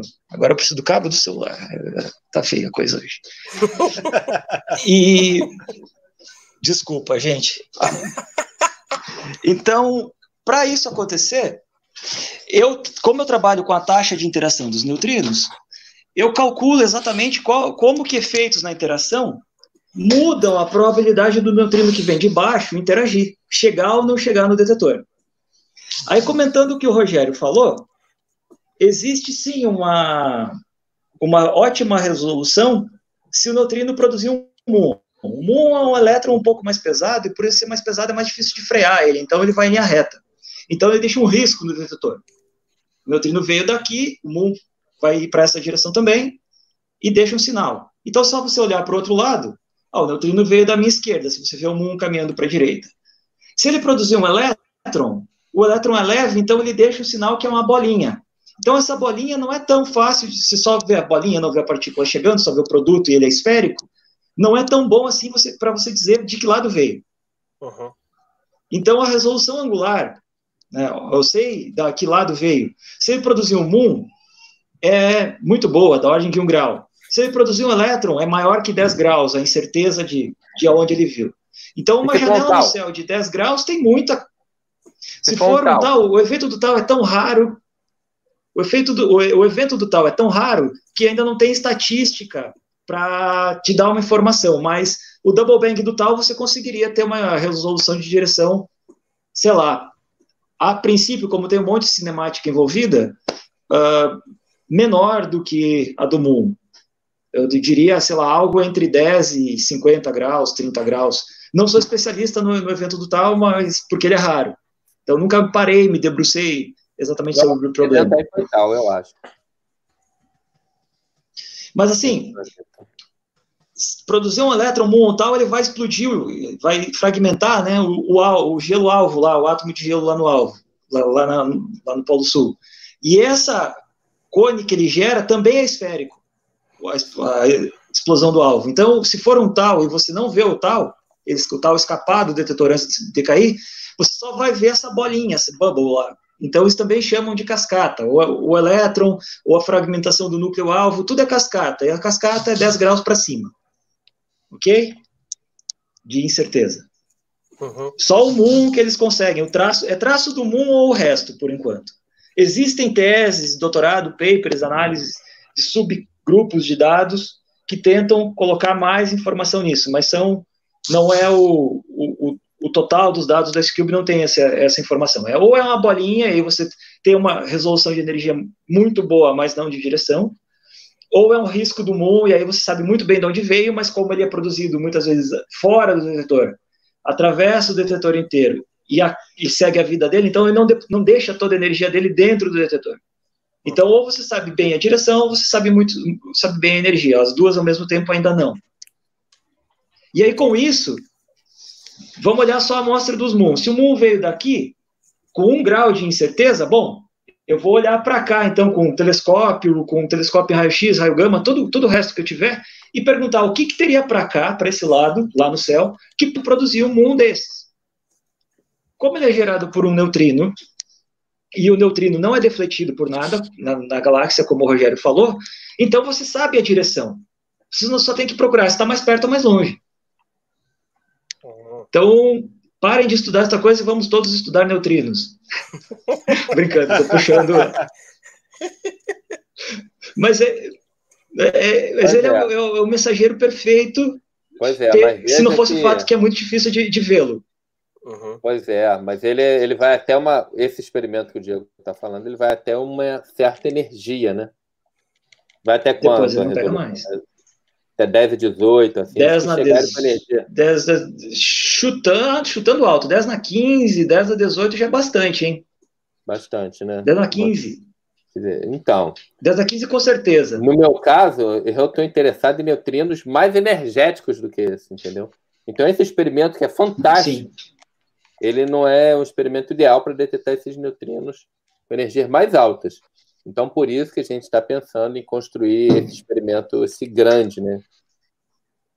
Que é um experimento enorme. Então, só para... quadrado. De novo, pensando em que tem estudante de ensino médio para assistindo isso, o que é o 10 a 18, 10 a 19 que a gente está falando? 10 a 19 é um joule, tá? Então, é o electron-volt, 10 a 19, electron-volts dá um joule. Pensa assim. Então, é 0,1 joule, ou 10 joules. É pouco, é um saque de tênis, um chute de uma bola de futebol para uma partícula. Se você tiver um mol delas, tem muita energia. Por que é que precisa fazer um experimento cada vez maior? Porque todos os fluxos dessas partículas que vêm do espaço que a gente conhece, quanto maior a energia, menor a quantidade de partículas que chega. Então, esse detetor, que é imenso, 1 quilômetro de lado, o volume dele, de instrumentado, ele é bom, ele consegue medir o fluxo até 10 a 15, mas não consegue sinal acima disso, porque o número de partículas que chega é muito pequeno para o tamanho dele. E é por isso que o Rogério precisa de um ainda maior, com outra tecnologia, para pegar um fluxo menor, que é menor porque a energia é mais alta. Mas a interação muda conforme a faixa de energia? Por exemplo... com certeza. Por exemplo, você falou que vocês acabam observando bastante, ou desejavam um muon, ou de repente um próprio elétron. Aí, se aumentar a energia, muda que tipo de partícula é detectável, ou é só realmente a faixa de energia que muda? Bom, o tipo de partícula que é detectado, se é o elétron, o muon e o tal, se chegar um neutrino do elétron, a definição é justamente o neutrino que produz um elétron. Se chegar um neutrino do muon, ele vai produzir um muon. E ela vai passar energia para o gelo lá, o alvo, e esse alvo vai fragmentar em várias outras partículas. Agora, pensando um pouquinho, a gente está falando em escala aqui, potências de 10 elevado a 15, 10 elevado a 18. A gente, às vezes, esquece do significado disso. Então, um fator 1000 é a mesma coisa que eu olhar para essa tampa de caneta a 1 metro a 1 quilômetro e enxergar e imaginar que eu vou enxergar a mesma coisa. Não vou, a interação vai ser diferente. Uhum. Então, conforme eu vou subindo em décadas de energia, da partícula que vai chegando, o projétil, eu vou tendo capacidade de enxergar um alvo de forma muito diferente. E aí, por isso, a taxa de interação pode mudar. Isso, na verdade, hoje, um dos temas que eu trabalho é o seguinte: a gente conhece a taxa de interação quando ela é medida lá no laboratório. O LHC está no 10 na 12, 10 na 14, nessa nossa escala. E eu tenho que extrapolar de 10 na 12, 10 na 14 para 10 na 15, 10 na 18. Uhum. Então, a probabilidade de interação. Existe a conta padrão, que é simplesmente extrapole, que vai dar certo, e é o que todo mundo usa, mas você pode ter efeitos novos de dinâmica ali dentro que ainda não estão vinculados pelo LHC da vida, esses experimentos de laboratório, porque simplesmente está uma energia muito abaixo do que a energia que a mamãe natureza consegue produzir. Uhum. Então, existe espaço para modelos de dinâmica da probabilidade de interação. O que é modelo de dinâmica? É eu dizer, olha, aqui a interação é diferente, eu posso colocar que existe mais coisa lá dentro, ou elas podem, uma enxergar a outra com uma intensidade maior ou menor. E usar os dados de neutrino para vincular como que é o próton, por exemplo, nessa energia que o LHC ainda não provou. Na verdade, na energia, se for alguém com conhecimento técnico me assistindo, principalmente o momento transferido da colisão é diferente. Uhum. Então, por isso existe espaço para extrapolar, para fazer física, para testar modelos de qual é a estrutura do próton, por exemplo, nessa energia tão alta. E é isso uma das coisas que eu trabalho. Na verdade, o que eu trabalho é colocar esses efeitos. Eu não calculo exatamente a física do próton, eu pego o resultado e coloco dentro da descrição dos dados. Então, também faço análise de dados, tentando ver efeitos de dinâmica de força nuclear dentro da interação do neutrino. Não sei se confundi todo mundo de vez agora. Não, acho que deu para sacar mais ou menos. É que assim, Rogério? Tem uma... Concorda, Rogério? Você tá com cara de sono do cacete aí, cara? Não tô não. Só tava pensando nessa questão da energia. Só é bom observar que os referenciais são diferentes em relação de aceleradores, né? Então, às vezes, a comparação entre a energia em que ocorre a colisão não é tão diferente essa dos raios cósmicos do acelerador. Porque, por exemplo, o que eu estou querendo dizer é que no acelerador, a energia, digamos, uma colisão de um próton com outro próton, a energia desse próton pode não ser tão alta, mas como o outro vem de frente, a energia do centro de massa é muito alta. E no nosso caso, no raio cósmico, não. A gente está no referencial do laboratório, não no centro de massa. Então, a energia do próton que vem é muito alta, só que o outro está parado. Então, quando você passa isso para o centro de massa, a diferença já não é tão grande quanto é na energia da partícula. Entendeu? Mas o momento transferido, sim. Eu resumi tudo isso em momento transferido maior, mas, de novo, eu usei jargão, desculpa. Não, tá bom. Beleza. Não, mas eu não falei que você estava errado, não, Diego. Só quis dar um detalhe adicional. Não, só estava incompleto, né? Concordo. Mas não acho que a questão completo, toda não. Qualquer coisa por que a gente passa... horas em um dia vai ser incompleto. Entendeu? Vai ser incompleto. Por que a gente gasta tempo e dinheiro para estudar essas coisas, né? Bom, para mim, uma das primeiras coisas que move é se a humanidade hoje, a gente tem iPhones muito bons, mas ainda assim a gente não tem uma tecnologia que consiga... Alô, pessoal? Eu tô aqui ainda, pode falar. Oi, tô aqui também. Eu não consigo... Você tá congelado, mas a gente tá te escutando. Mas a gente tá te escutando de boa. Peraí, voltou? Não. Voltou. Então, Para mim, vocês usaram. Tá. A gente tem tecnologia muito boa e mesmo assim a gente não consegue chegar nem perto da energia que as partículas produzidas pela natureza têm, a energia máxima permitida. Então, para mim, um dos motes é que mecanismo consegue gerar uma energia tão grande? Entende? Como isso é possível? Se você pensar na escala do mundo cotidiano que vive, é uma quantidade de energia absurda. Então, será que a gente não conseguiria depois ter alguma tecnologia que facilitasse a nossa vida aqui na Terra, se soubesse exatamente o que está acontecendo? Não sei. Mas os produtos do laboratório que é feito para conseguir detectar isso, certamente são muito úteis. Como um exemplo que eu posso dar, quando eu estava assistindo o seminário, o chefe da colaboração lá do S-Cube, ou um dos responsáveis da colaboração, deu o seminário e mostrou, toda a brincadeira só é possível, e aí ele tirou do bolso, porque aqui eu tenho um computadorzinho. Então lá embaixo não tem só o instrumento, não tem só a câmera do celular, mas já tem um pré-computador que pré-analisa os dados e manda para cima só o que interessa. Então, é um computador que tem que funcionar lá embaixo, lá dentro do gelo, lá no Polo Sul, a 1 km, 2 km abaixo no gelo, e tem que funcionar bem e ele está restrito a um volume muito pequeno. Então, a tecnologia que é desenvolvida para fazer o laboratório funcionar, certamente gera retorno para as pessoas, para o contribuinte que paga a conta no final. Então, esse é um segundo ganho da física de partículas, e eu não estou aqui tentando, mas vou jogar o super trunfo na mesa e falar o protocolo www, né? Eu ia falar isso, agora. O CERN criou a internet, entendeu? Então... Eu ia falar isso agora. Não é só isso, realmente tem muita coisa foi desenvolvida a partir de um estudo. Outro dia eu estava vendo, acho alguém falando da NASA, por exemplo, também. O ser humano chegou na Lua, não sei o quê. E aí, pra quê? Eu falei, pô, mas só o background de desenvolvimento que teve, né, que foi junto, já comporta todo o gasto que tiveram para poder chegar lá. E a internet é só o super trunfo, né? Mas tem várias outras cartas também, né? Sim. Para falar de pensa, Angela Merkel, né? Uma das propagam políticas de austeridade, mas eles colocam dinheiro em experimentos de altas energias de balde. Eles não gostam de jogar dinheiro fora.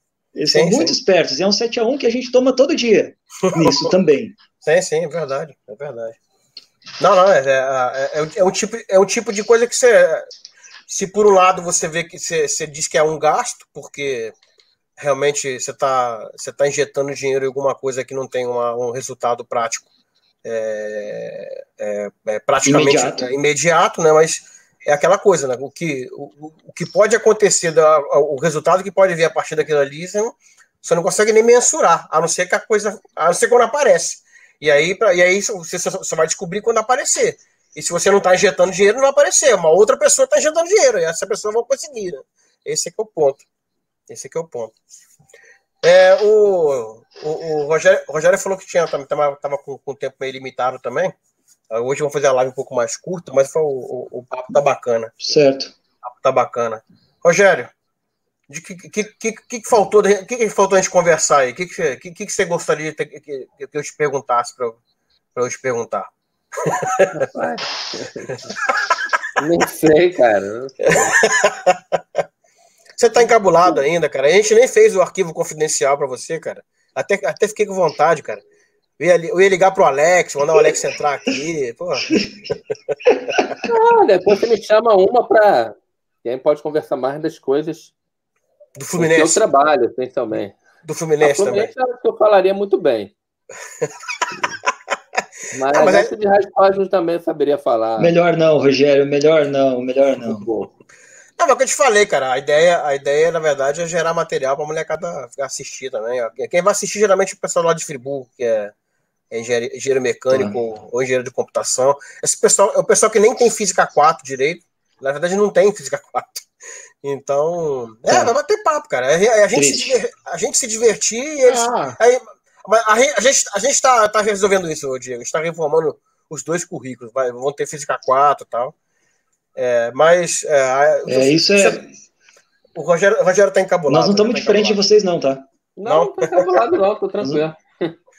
Não tô bolado, não. Mas...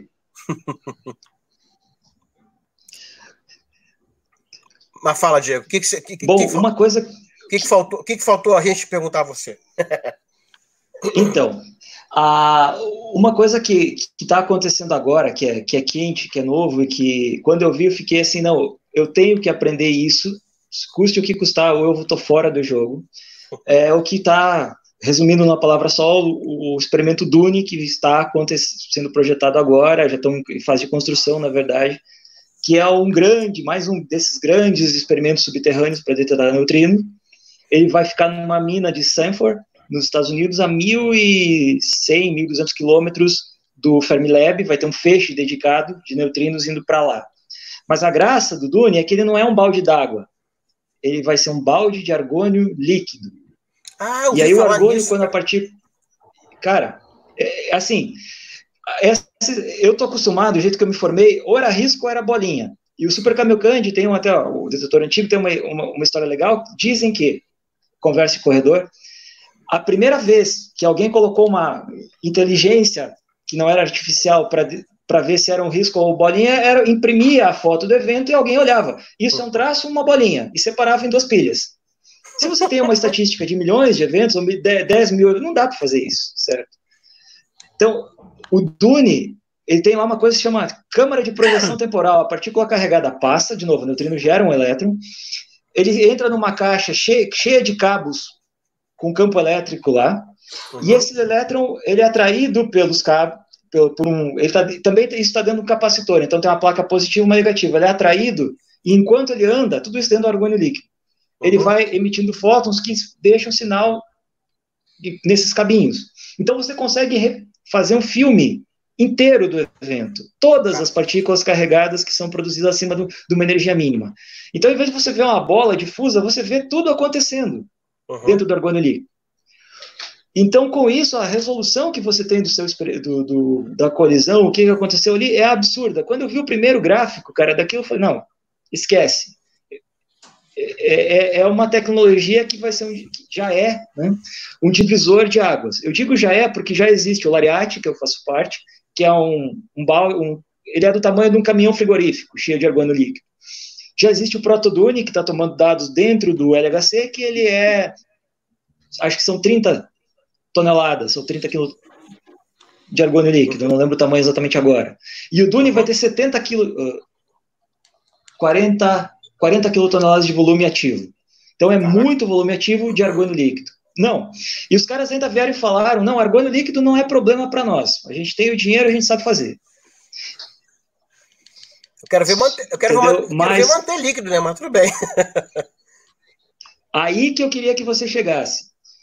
O Instituto de Física da Unicamp, junto com a FAPESP, está em tratativas, eu não sei a que pé isso anda, mas o diretor do Instituto de Física que começou a falar sobre isso, para que São Paulo, indústrias de São Paulo, forneçam a tecnologia.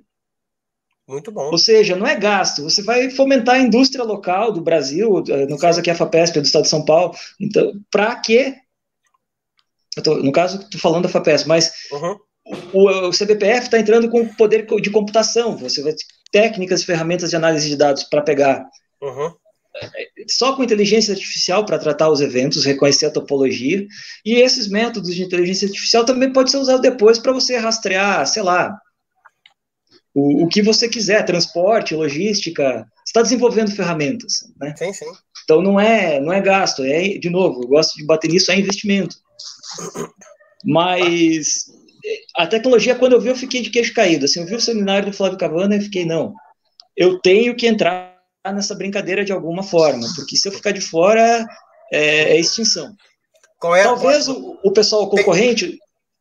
Eles têm previsão já de quando é que começa a rodar, já que está construindo? O número que me veio na cabeça é daqui 8, 10 anos, mas isso depende de liberação de verba para o congresso deles também, então sim. Nunca é exato. O mais engraçado é que os japoneses lá do Super Cavalcante estão fazendo o Hyper, baseado mais ou menos na mesma tecnologia. o bicho vai ser tão grande, 100 quilotoneladas, que não cabe numa caverna, eles têm que fazer 2. E vão estar os 2 experimentos concorrendo. A grosso modo, um com maior quantidade de eventos, porque é maior, o outro com a maior qualidade de eventos, porque é a tecnologia nova, mas ele é menor. Não dá para fazer 100 quilotoneladas de argônio líquido. Peraí, também. Sim. Dinheiro não... Entendeu? Então, por isso que eu disse lá no começo que a física de neutrinos, ela está muito ativa e vai ficar muito mais por causa disso. E teve uma migração muito grande de cientistas do LHC para o DUNE, porque já sabe analisar dados. O Rogério, que é do Alger, mas também eu consegui arrastar para o DUNE. E por quê? Essas pessoas não são especialistas em física de neutrinos, mas elas sabem análise de dados muito melhor do que eu. Então, o cliente de hoje e dos próximos é o DUNE. Otávio, tô começando a achar que a gente tem que mudar para esse DUNE aí também, hein? O que foi? Tô começando a achar que a gente tem que mudar para esse DUNE aí também, para você conseguir o seu computador, largar esse PC velho do Germano aí. Não, mas se eu conseguir o computador... Eu ainda não tenho um computador meu, eu tô desde 2014 pedindo dinheiro. Cara, conhece o Aliaga, que é amigo da FAPERJ? O próximo projeto eu vou falar que eu sou amigo do Aliaga. Pronto, eu consigo computador. O cara conseguiu 3 computadores. O cara conseguiu, em projeto da FAPERJ, 3 computadores, né, Júlio, pro laboratório dele. Acho que 2 ou 3 computadores bolados pro laboratório dele. E ele ainda conseguiu um Mac para uso pessoal, um Mac com i9, cara. 16 GB de RAM. Entendeu? O cara é muito amigo da FAPERJ, maluco. Eu tenho que muito... Caraca. O Rogério conhece ele, cara. Pessoas que eu não conto, que eu não posso contar nem que me degolem, entendeu? Pessoas nem que me degolem eu posso contar. Também tem notebook do Mac financiado por... também amiguinho da FAPERJ, esse aí. Eu acho que os amigos da FAPERJ enviam um projeto para a FAPERJ. Isso é uma coisa boa para eu enviei. Eu também enviei, cara. O Diego não mandou agora. Teve uma ótima... Eu envio o projeto para dessa vez não mandei. Teve uma ótima recentemente, eu falei para ele, manda que é certo, consegui, manda que é certo. Não mandou. O Rogério tá me lembrando agora esse maluco de mercado financeiro. Vai, bota dinheiro aqui, bota dinheiro aí. Você não pediu, eu envio sempre, cara. Você não entrou no Recém-Doutor, por exemplo? Oi? Eu entrei Não, recém-ingressante, não é? Sei lá o quê, como é que chama esse? Que teve um nome? Cara, não teve no ano que eu entrei na UF, quando eu cheguei, não consegui. Teve agora, Diego. Quando eu tava no pós-doc. Teve agora, teve agora, mas eu não consegui, não. Eu tentei, mas eu não consegui, porque como tinha 3 anos que não tinha, tinha uma galera recém-doutor muito mais currículo muito mais pesado que o meu, aí não teve condição. Não, foi uma disputa difícil, mesmo sendo recém, né? Entendi. Foi 3 anos, cara. Cara, eu ganhei uma instalação em 2015, uma PQ1 em 2016, não pagaram até agora, eu não consigo nem concorrer aos outros. Não fico naquela. Não, mas, por exemplo, o que tá recebendo agora tá entrando, entendeu? Você tem que fazer novo projeto. Mas eu não posso, cara, porque tá lá ainda, na fila. A não ser que a gente fale assim, ó. Você pode cancelar aquele, entendeu? Fala que abre mão daquele e pede um novo. O que, por exemplo, a gente tem que aprender a fazer interação com a indústria, querendo ou não, e a nossa indústria tem que aprender a investir. Por exemplo, o Super Kamiokande, ele é da Hamamatsu. A Hamamatsu é especialista em câmera de celular, em coisas de eletrônica desse tipo. E ela praticamente doa as 11 mil fotomultiplicadoras para o Super Kamiokande. É o playground deles. Tipo, uma empresa, uma montadora de carros tipo a Ford, tem um carro correndo Fórmula Indy. É um laboratório, entendeu? Então, esse é o jeito de você conseguir verbas. Tipo, quando a gente colocou, o Rogério e eu participamos da reunião para submeter a UF para entrar no DUNE, a gente falou, a gente tem um computador de mesa, a gente tem a promessa de pedir alunos de pós-graduação para ajudar a trabalhar, e como a gente vai fazer análise de dados, não é muito mais a gente não precisa de equipamentos mais pesados do que isso. O cara que falou depois de uma universidade que não é nem do primeiro escalão das norte-americanas, já tinha pré-aprovado $1 milhão para instrumentação ou 2. Então, são realidades diferentes e eles sabem disso. Então, Sim, eles sim. deixam a gente participar, ou desde que a gente colabore, então, com a parte de análise. E contribua, O CBPF está entrando com parte de cluster, manter o cluster funcionando, colocar para que parte dos dados sejam analisados aqui. A Unicamp também, acho que outras federais, eu acho que a Federal do Paraná estava tentando fazer a mesma coisa, para poder não fazer feio, né? Poder participar e contribuir de alguma forma séria, né? Dizer, olha, os brasileiros, eles, apesar, conseguem fazer alguma coisa, talvez a gente precisasse focar mais em alguns tópicos, né? E não pulverizar tanto, e fazer direito, competir, né? Já que tem uma competição grande lá fora, conseguir entrar no jogo, né? Não só para ganhar medalhinha de participação, mas fazer alguma coisa que fizesse vulto, sabe? Mas isso é sonho na nossa realidade, enfim. Pelo menos na minha realidade. Mais ou menos. A parte da Unicamp está desenvolvendo uma tecnologia para o Não, a Unicamp é outra história. A FAPESP. Não, sim. Desenvolvimento. A Unicamp, sim, mas totalmente a tecnologia do experimento que vai ser utilizado no experimento. Sim. Hoje a FAPESP também investiu muito dinheiro no OG, na criação do OG, na montagem dos tanques, né? Sim, o OG só funciona porque a caixa d'água é feita no Rio Grande do Sul, é feita em Carazinho, do lado da casa do meu pai. Meu pai mora em Tapejara, então se não fosse isso, não dá... Beleza, moleque. Beleza. Valeu, pessoal. Foi um prazer. Obrigado aí pelo convite. Valeu, Rogério. cara. Falou, Rogério. Depois conversamos. Obrigadão, Rogério. Obrigadão mesmo. Valeu, Diego. Abraço. Só sair. Falou. Vai só sair. Valeu, Diego. tchau. Falou. Diego, obrigadão por ter vindo também. Tchau, Rogério. Obrigadão por ter vindo, Tá Diego. bom. Obrigado pelo convite. Sempre bom falar sobre coisas legais. Vamos ver se a gente marca mais algumas também. Escolher um assunto diferente. Bom, assunto a gente sempre tem, né? Só pegar um. Não, assunto sempre tem. Beleza, então. Tá tranquilo. Obrigadão por ter vindo. Tá bom. Otávio, meu companheiro de lives também, obrigadão. Essa live ficou um pouquinho menor Valeu, do que as demais, mas começou mais tarde também. É bom que dá menos tempo, menos trabalho para editar. Valeu. Eu queria pedir desculpa pelos problemas técnicos aqui, de conexão, principalmente, mas enfim. De boa. Tá tranquilo. Eu ainda não entendo por que no celular funciona, no computador não, se é a mesma conexão. Ali até tá no cabo e o celular é no Wi-Fi, que supostamente é mais lento. Enfim. Valeu. Obrigadão a vocês todos. Tchau. Falou, gente. Valeu. Tchau. Fui. Valeu, Bolado.